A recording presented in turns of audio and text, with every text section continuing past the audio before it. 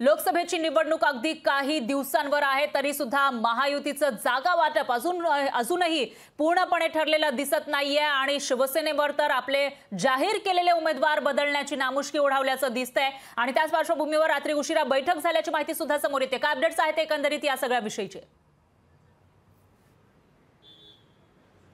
खरं नक्कीच शिवसेना शिंदे गटाचे जे प्रमुख नेते आहेत एकनाथ शिंदे यांनी काही आमदारांना किंवा काही खासदारांना जी काही संधी देण्यात आली होती, विद्यमान खासदारांना सुद्धा डावलून संधी देण्यात आली होती, मात्र कुठेतरी जी उमेदवारी यादी आहे ती आता बदलण्याची नामुष्की त्यांच्यावरती आलेली आहे। आतापर्यंत 3 खासदारांचा पत्ता कट झालाय। एकूण भावना गवळी गेल्या 8 ते 10 दिवसांपासून हे मुख्यमंत्री एकनाथ शिंदे यांच्या रोज भेटीगाठी घेत आहेत। एकूणच हेमंत पाटील असतील ते सुद्धा भेटीगाठी घेतात, हेमंत गोडसे असतील, मात्र एकूणच जे काही सर्वेक्षण येत आहेत या सर्वेक्षणांच्या रिपोर्टनुसार हे नामुष्की त्यांच्यावरती आलेली आहे। काही उमेदवारांची जी काही अदलाबदल त्यांना करावी लागली होती। एकूणच कृपाल तुमाने यांना ठिकाणी डावलण्यात आलेले ते हेमंत पाटील यांना उमेदवारी देण्यात आली होती, मात्र तरीही त्यांची उमेदवारी बदलण्यात आली। त्यांच्या पत्नींना यवतमाळ वाशिममधून या ठिकाणी संधी देण्यात आली।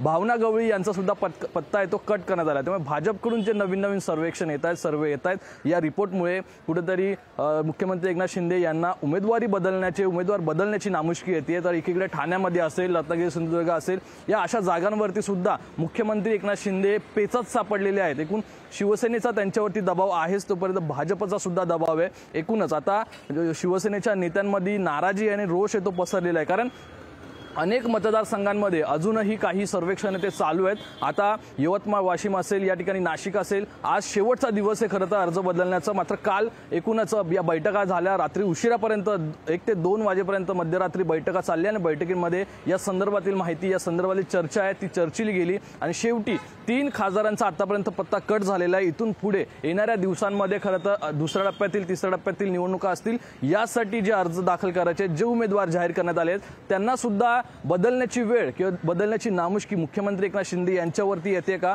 हे पाहणं महत्त्वाचं ठरणार आहे। फरा निश्चितच, पण एक प्रश्न या ठिकाणी उपस्थित होतोय स्वप्नील, तो म्हणजे मुख्यमंत्री आहेत, शिवसेनेचे प्रमुख नेते असलेले शिंदे हे मुख्यमंत्री आहेत, तरी सुद्धा त्यांना भाजपच्या दबावापुढे आपले उमेदवार बदलावे लागतायत किंवा काही जागांच्या बाबतीमध्ये मागे पुढे बघावं लागतंय अशी एक चर्चा आहे। त्यामुळे शिवसेनेमधील नेते नाराज असल्याचंही बोललं जातं आणि तीव्र नाराजी व्यक्त होऊ लागली अशी माहिती समोर येते। याविषयी काय अपडेट्स आहेत? पर नक्कीच ज्याप्रमाणे जेव्हा बंड झालं तेव्हा प्रत्येक आमदार असेल, खासदार असेल, याला विश्वास दिला होता, आश्वासन दिलं होतं की ते आश्वासन पाळण्यात मुख्यमंत्री एकनाथ शिंदे आता कुठेतरी कमी पडतात असं दिसतं। एकूणच महायुतीमध्ये राज्याचे मुख्यमंत्री एकनाथ शिंदे असले तरी त्यांची महायुतीमध्ये बार्गेन पॉवर ही कुठेतरी कमी झाली असल्याचे पाहायला मिळते। त्यामुळेच भाजपकडून जे नवीन सर्वे आणण्यात येतात, जे अहवाल आणण्यात येतात, जे शिंदे गटाच्या उमेदवारांच्या विरोधात हे सर्वे येतात आणि कुठेतरी चांगल्या जागा या भाजपच्या वाटेला जातात। त्यामुळे शिवसैनिक सुद्धा नाराज झालेले आहेत, शिवसेनेमधील जे नेते आहेत ते सुद्धा नाराज झालेले आहेत, कारण मुख्यमंत्री एकनाथ शिंदे कुठेतरी त्यांनी दिलेलं आश्वासन पाळण्यामध्ये अपयशी ठरतायत असं एकंदरीत यावरून दिसतंय। त्यामुळे आता शिवसेनेमध्ये जो तीव्र रोष निर्माण झालाय तो कुठेतरी आता चव्हाट्यावर येण्याची शक्यता आहे, कारण भावना गवळी आज अपक्ष उमेदवारी अर्ज सुद्धा भरण्याची शक्यता आहे। फरा निश्चितच स्वप्नील, धन्यवाद तुम्ही दिलेल्या या सविस्तर माहितीसाठी। याविषयीचे अपडेट आपण तुमच्याकडून घेत राहूयात। लोकशाही मराठी ऐका, पहा, जागरूक रहा।